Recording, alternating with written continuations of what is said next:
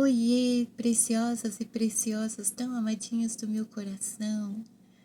Como é que vocês estão hoje? Tudo bem por aí? Espero de coração que tudo esteja indo cada vez melhor. Essa noite nasceu a minha mais nova sobrinha, Alice. Ela tem o mesmo nome da minha mãe. E ela parece muito com a minha mãe. Ela é filha do meu irmão mais novo.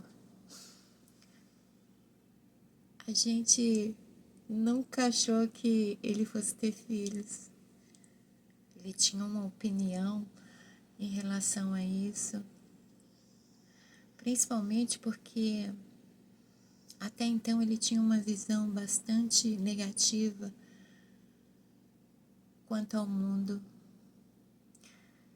Não só ele, mas muitas pessoas pensam que não é muito justo trazer uma criança para esse mundo tão caótico.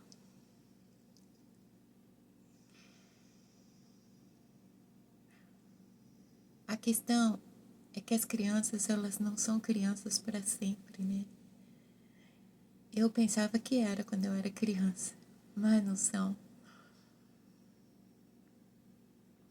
Eu me lembro, certa vez, meu pai disse: vai chegar uma época em que as mulheres, elas cada vez mais terão dificuldades de ter filhos, de engravidar. E enquanto as crianças estiverem vindo, ainda haverá esperança para a civilização humana. Na época eu achei um tanto dramático, mas hoje faz muito sentido. O nascimento de uma criança hoje em dia deve ser muito celebrado. A maioria de nós não tem as memórias do nascimento e do período em que fomos bebês, né? Quem tem esses registros provavelmente ouviu de algum parente, da mãe ou do pai, algumas histórias. O momento em que nós viemos ao mundo, ele é também muito importante. Há um contexto bem vasto em relação a isso para nossa reflexão. Nenhum de nós é um acidente ou um acaso. Independente se aquele momento que fomos gerados não tenha sido planejado. Planejamento é, de certa forma, uma ilusão. Tanto é que muitos pais que planejam ter filhos nem sempre acontece de imediato. Desculpa.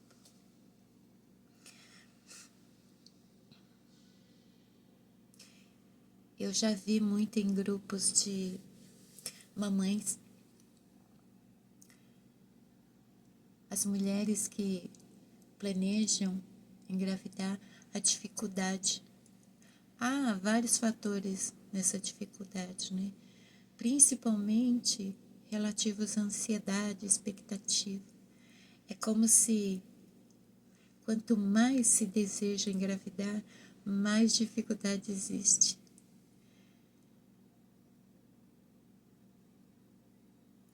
Mas planejado ou não, a gravidez, o nascimento, é um momento mágico.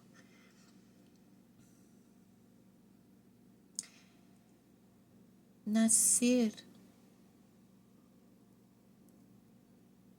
não é sofrido só para a mãe.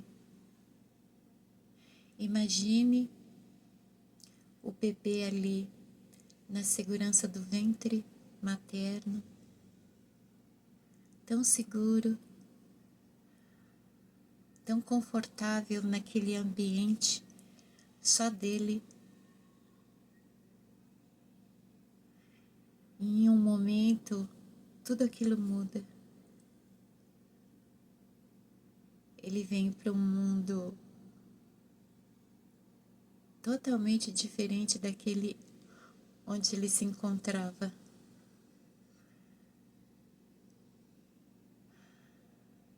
Nós passamos toda a nossa vida, desde o nascimento, tentando nos adaptar de alguma forma ao mundo externo. Mesmo que inconscientemente, a memória daquele lugar especial que é o ventre da mãe está muito presente. O modo como nós dormimos, encolhidinhos, em posição fetal, as nossas carências refletem bastante isso.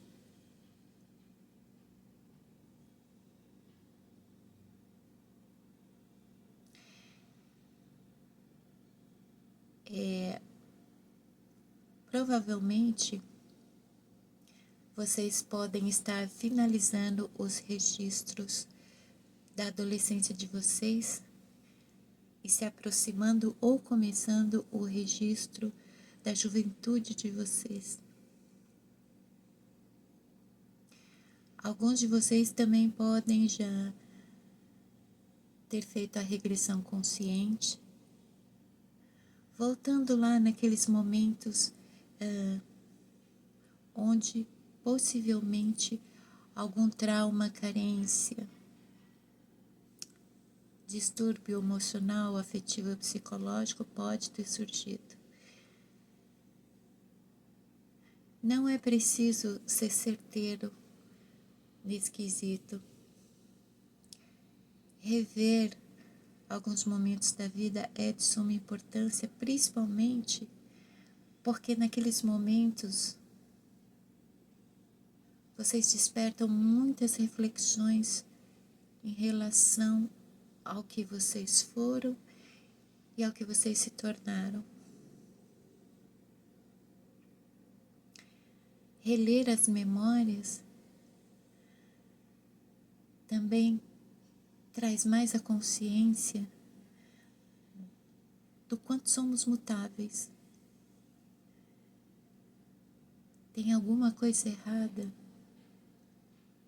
se você continua o mesmo no sentido de não estar se permitindo evoluir, não estar em constante crescimento. Não quer dizer que você se torne a cada fase uma nova pessoa. É como se em cada fase você fosse atualizado. É que nem o Windows. De tempo em tempo surge um Windows novo e de alguma forma nós somos obrigados a atualizar para uma versão nova. Os mesmos recursos do antigo Windows continuam presentes, só que na versão mais nova, ainda mais aprimorados. É como nós.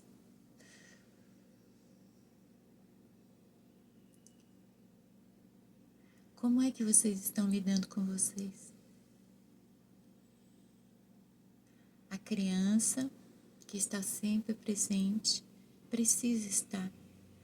Nosso berço, a nossa base, o princípio de quem nós somos. O adolescente que decidiu a própria identidade. Conforme nós vamos envelhecendo, muito do adolescente vai ficando, principalmente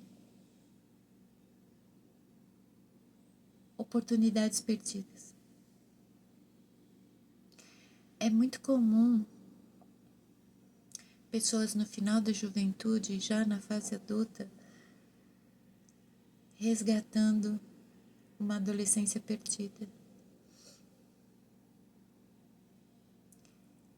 Foi dessas observações que eu percebi que, no fundo, nós somos todos crianças crescidas.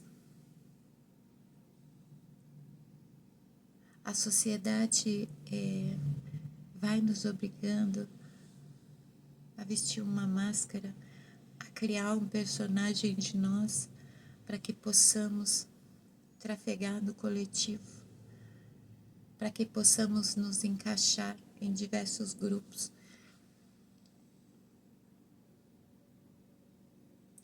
E aí fica aquele apelo interno para resgatar o adolescente, que é um momento muito especial da nossa vida, onde todas as possibilidades são possíveis, onde o espírito de aventura está bem evidente, onde o experimentar está bem forte.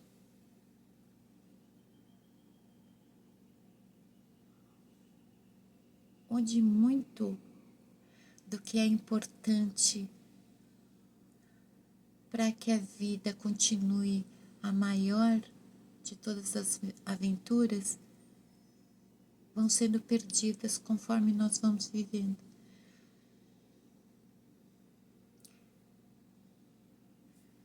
Com o passar dos anos, essas perdas, elas são mal interpretadas. Nós achamos que nós temos que resgatar as sensações e emoções do primeiro amor. O modo como nós sentíamos o outro era bastante intenso. Vamos perdendo isso conforme vamos conhecendo outras pessoas. E nunca a culpa vai ser dessas outras pessoas, nem da gente mesmo.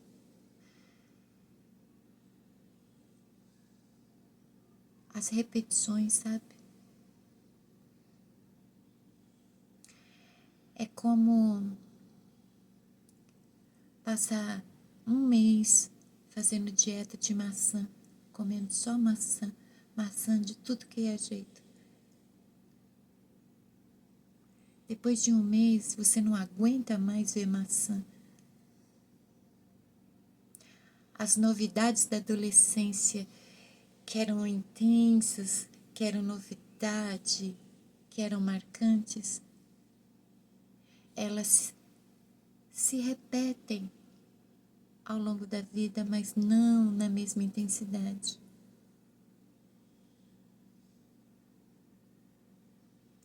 As repetições de tanto vivenciar tudo aquilo que traz essa sensação de novidade, de intensidade, vai diminuindo. Principalmente se o foco está numa área específica da nossa vida. Se na adolescência o amor, o primeiro amor, ele foi tão marcante, provavelmente ao longo da vida o foco vai estar no amor.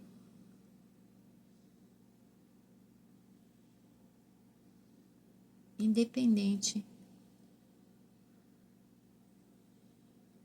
do resultado do primeiro amor.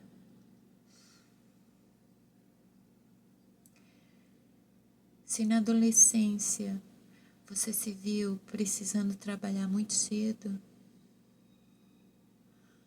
focando em acumular para ajudar em casa, ou pagar os próprios estudos, ou buscar a própria independência, provavelmente, ao longo da vida, você vai ter o foco no trabalho, no dinheiro, em ter.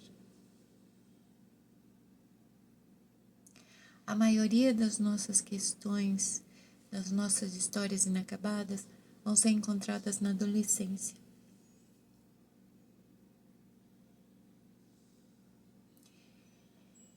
E aí, de repente, a adolescência acaba, chega a juventude e uma nova postura, uma nova versão de nós se faz necessária.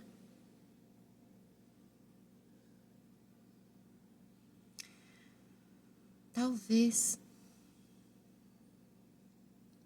em alguns, a sensação muito forte de perda ou medo de perder seja um reflexo das passagens de uma fase de vida para outra. A criança passa naquela transição para a adolescência e tem que deixar a criança. O adolescente transita para a juventude e tem que deixar a adolescência. A passagem de uma fase para outra, o abandonar e o abandono. Se essas passagens não forem revistas, pode ser, há um risco de levarmos inconscientemente o medo do abandono ou a crença que sempre é necessário deixar alguma coisa para trás. Uma cobrança interna de sempre ter que fazer uma escolha. A vida é feita de escolhas. Mas não é uma cobrança obrigatória. Há situações e situações onde escolhas devem ser pensadas. Mas o tempo todo, em tudo, nós estamos fazendo escolhas.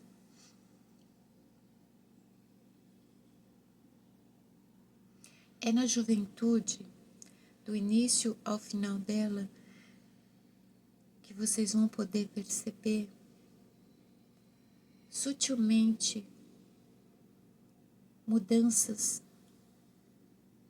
uma evolução que vai conduzindo à fase adulta. Independente da tua idade, qualquer questão, sentimento, sensação que traga algum desconforto para você, reveja o diário.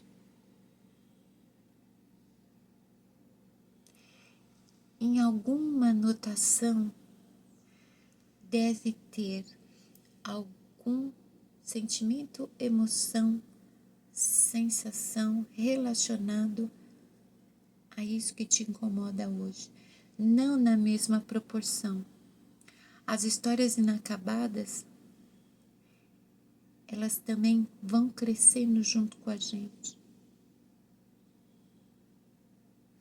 Começam de um tamanho, e se elas não são resolvidas, elas vão ganhando maior dimensão.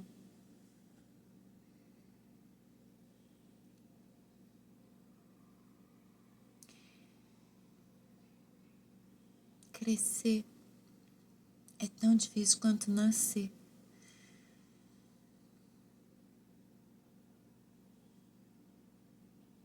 O que é crescer de fato, né?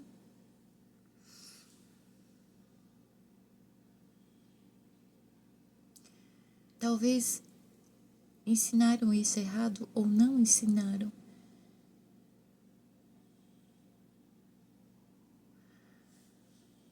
Num contexto geral de análise, segundo o comportamento da maioria das pessoas,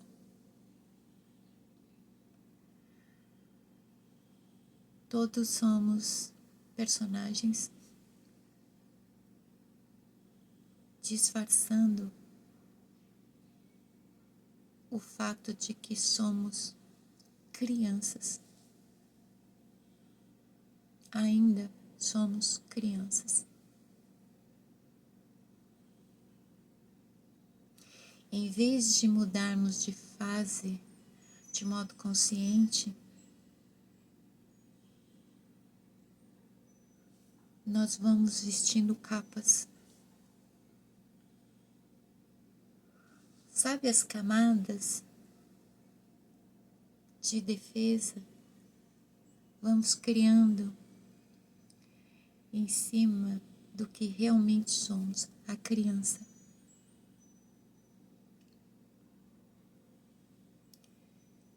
Toda essa autoanálise feita através do diário tem a finalidade de curar a criança interior e trazê-la até o nosso momento atual de modo seguro e saudável. Não temos como desassociar, separar a criança de quem nós somos hoje. Ela é a nossa base. Se nós esquecemos de onde viemos, quem nós fomos, das nossas origens, nós não conseguimos ser bem-sucedidos em nada. É como se o nosso berço, a nossa origem, fosse o pontapé inicial para nossos movimentos futuros, a nossa motivação principal. Todas as escolhas que nós fazemos ao longo da vida têm como princípio ou algo muito bom que nos trouxe contentamento ou uma grande falta. É preciso discernir, é preciso captar em que momento. Por quê? Absolutamente tudo, dentro e fora de nós, precisa alcançar a consciência.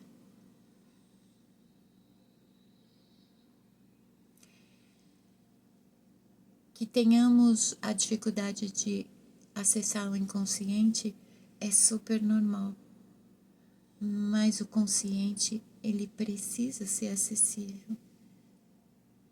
Em algum momento, foi se perdendo essa capacidade de ser consciente sobre si e sobre tudo. É aquilo que nos dá a impressão de que muitas pessoas parecem um robô ligado no automático.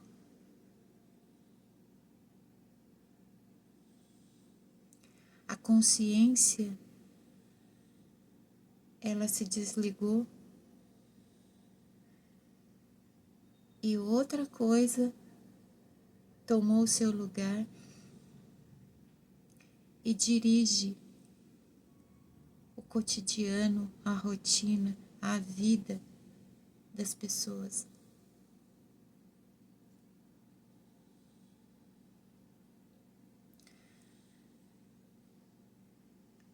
Muitas vezes, nas minhas observações, eu tive uma impressão muito forte de que a maioria das pessoas, elas são órfãs, desorientadas, sem saber que caminho seguir, como resolver seus problemas, como enfrentar adversidades. E conforme uma nova geração chega e vai crescendo, essa orfandade parece muito mais forte, porque a cada geração há mais pais ausentes, compensando com coisas essa ausência.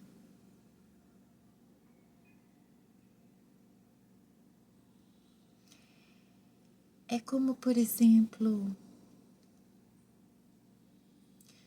você quer combater a corrupção na sociedade, mas em algumas atitudes da sua vida pessoal, você está perpetuando inconscientemente a corrupção.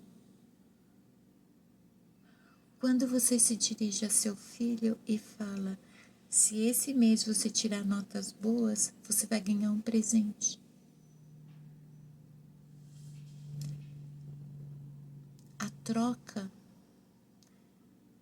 ela também foi distorcida em seu significado.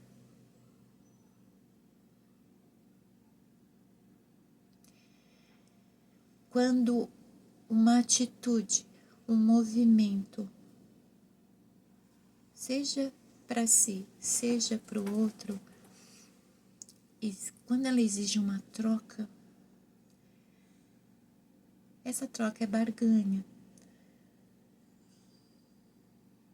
As virtudes, elas quando se movimentam, elas nunca esperam nada em troca.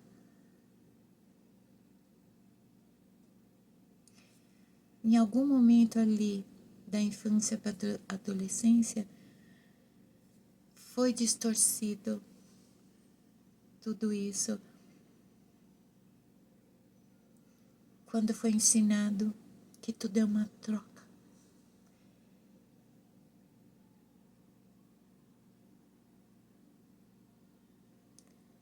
Tudo são escolhas, processos e consequências.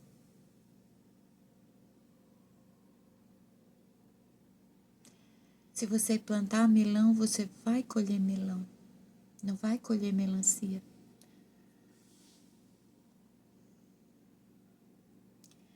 Só que muito do que foi ensinado pra gente são como sementes que caem num terreno muito fértil, que é exatamente ali, entre infância e adolescência,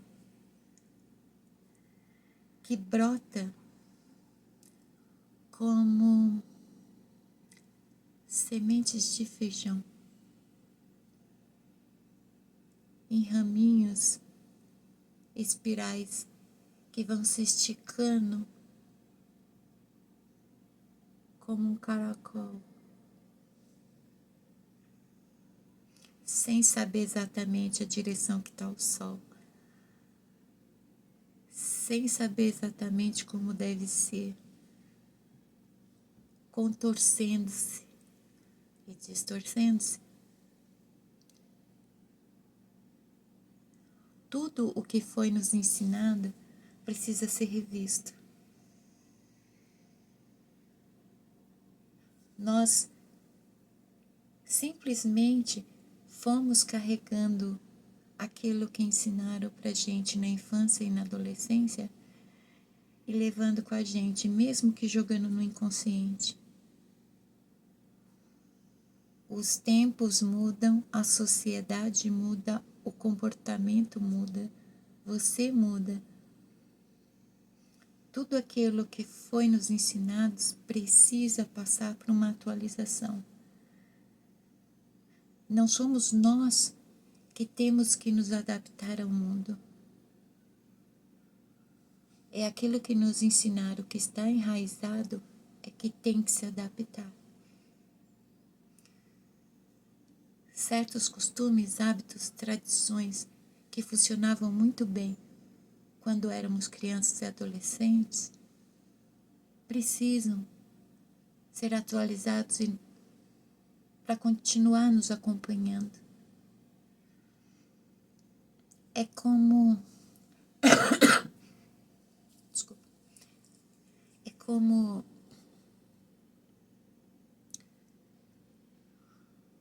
quando nossos pais usavam fogão a lenha. E aí passaram a ter o fogão a gás, abrindo mão do fogão a lenha. E hoje em dia, muita gente quer o fogão da lenha por uma questão de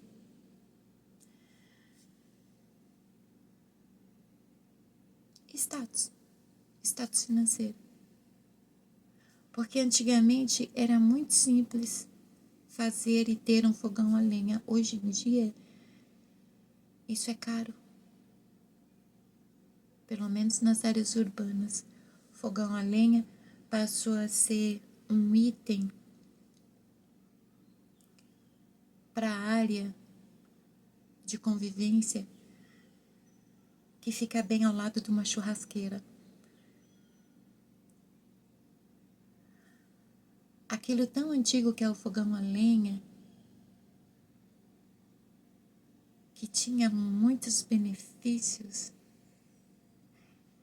ele atravessou os tempos, continua presente, só que a sua real função foi distorcida. Hoje é como se fosse um objeto decorativo.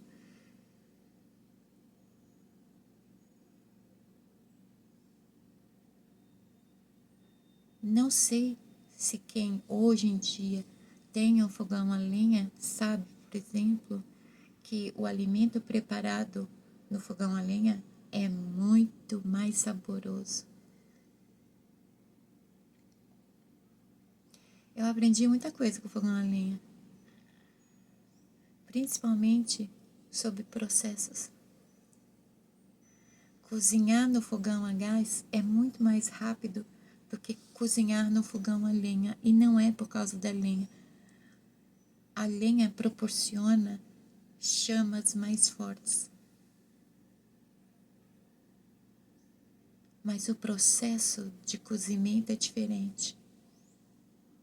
O processo que precisa sempre ser respeitado. Para um resultado eficiente, o processo é de suma importância.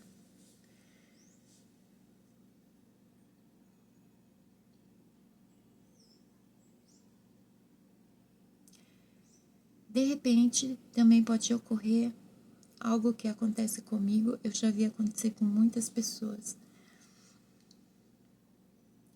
A sua mente, ela não acompanha o processo do seu corpo. Por exemplo, a bisavó dos meus filhos era uma mulher incrível. Ela não parava. Ela sempre estava fazendo uma coisa ou outra, independente financeiramente, autônoma, independente. Ela não tinha muita noção do corpo dela em relação à idade dela, mas também ela não tinha noção da mentalidade dela. Ela faleceu com 87 anos, totalmente lúcida. Lúcida. O corpo dela já estava totalmente desgastado. A ação do tempo foi cruel no corpo dela, mas ela se movimentava como se ela ainda fosse jovem. E a mente dela mostrava que ela não estava no mesmo tempo do corpo. O corpo envelhecia, mas a mente dela estava em contínuo processo de amadurecimento. É como se tivesse parado ali entre a juventude e a fase adulta. Isso é ruim? Não. Não é ruim. No meu caso pode ser só um pouquinho. Às vezes eu me olho no espelho, consciente que eu não sou a imagem no espelho, e ao mesmo tempo o animal bípede não consegue associar a imagem à mentalidade dominante. A mentalidade não é adulta. Não é adolescente também. É como se estivesse na infância ainda, mas não é síndrome de Peter Pan. Não é que eu fiquei na infância. A criança interior, ela é muito presente aqui. A diferença da chamada hoje para criança é que a mente da criança está aqui, só que agora com muito mais conhecimento, informação, vivências. É interessante observar no diário se há algum registro relacionado a isso. A sua mente, a sua essência, a sua real personalidade. Ela se segurou em qual fase da vida para que você formasse a pessoa que você é hoje. Enquanto a criança interior é a nossa base sólida, a adolescência nos fez escolher quem seríamos, quais traços de personalidade poderiam ser evidentes e quais iam ser reprimidos, escondidos do exterior.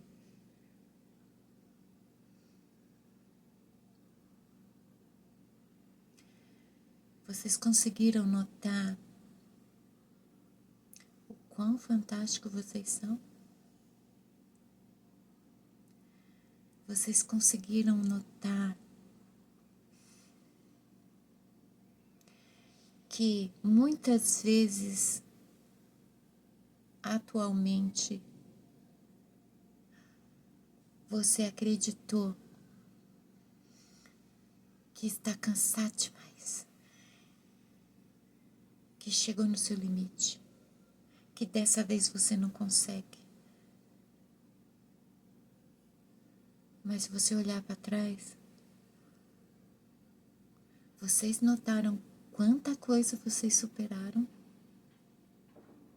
Como vocês conseguiram chegar até aqui, apesar de tudo? Sem falar das boas memórias, as saudosas lembranças.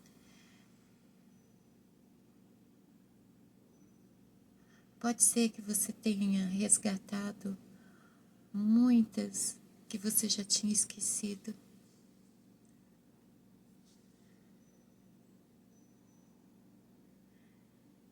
A ideia de que a gente tem mais lembrança ruim do que boa é equivocada. Ela é, na verdade, quase proporcional. Quase, porque esse quase tem relação com o modo que você vê. A impressão de que as ruins, elas são maioria, se deve porque as ruins são as mais marcantes. Elas têm que ser as mais marcantes? Não. Algo em nós se apega às ruins. Isso tem que ser refletido. Por exemplo,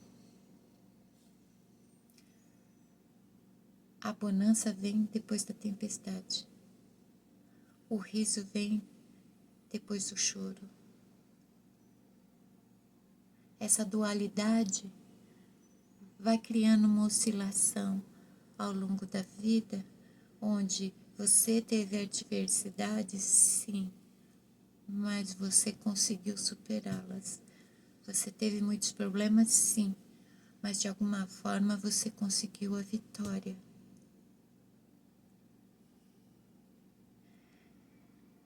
As memórias ruins não têm a finalidade de nos derrotar, de nos derrubar. É como se fosse um impulso para que a gente não pare, para que a gente saia da área de conforto, para que a gente se mova, para que a gente se atualize. Infelizmente, nós funcionamos assim, por isso que nós somos crianças crescidas. Se a mamãe não disser, tira a toalha da cama, você não vai tirar. Puxa a água do banheiro depois de tomar banho, você não vai puxar. Tira o prato da mesa depois de comer, você não vai tirar. Assim como a mamãe fazia, a vida também faz. Nós precisamos de desafios para nos mexer. Por mais que os acontecimentos ruins sejam tão ruins, eles nos movem. Porque a gente vive se acomodando. E a vida não para. Não adianta que a gente queira parar. Não adianta que a gente queira estacionar, que não esteja mais a fim de nada. Existe uma vida que pulsa dentro de você. Ela não vai te deixar quieta. Brigar contra isso não é uma boa ideia.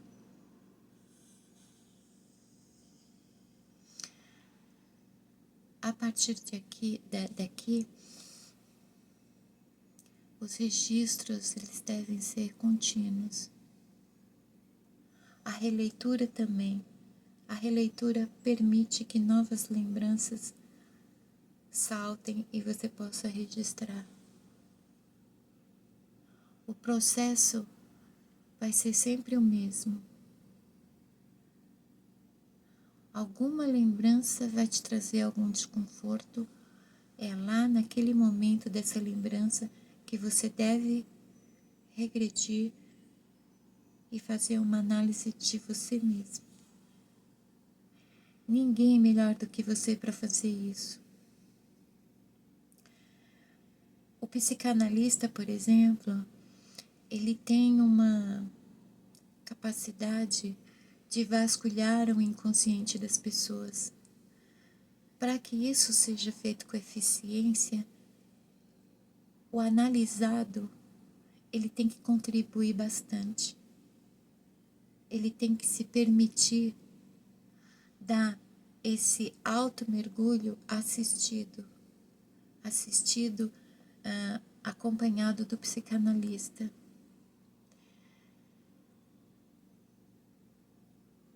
Você pode fazer isso sozinho, porque o seu mundo interior é só seu, você transita por ele como você quiser.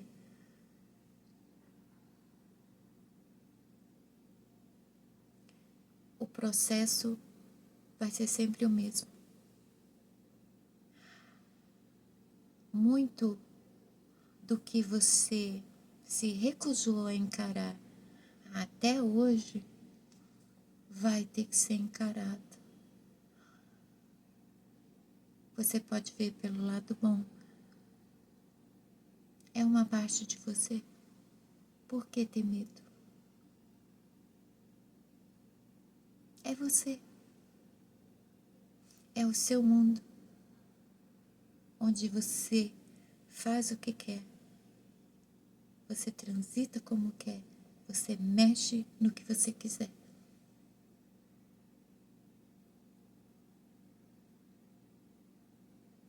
Este é o 6º passo da jornada de autoconhecimento.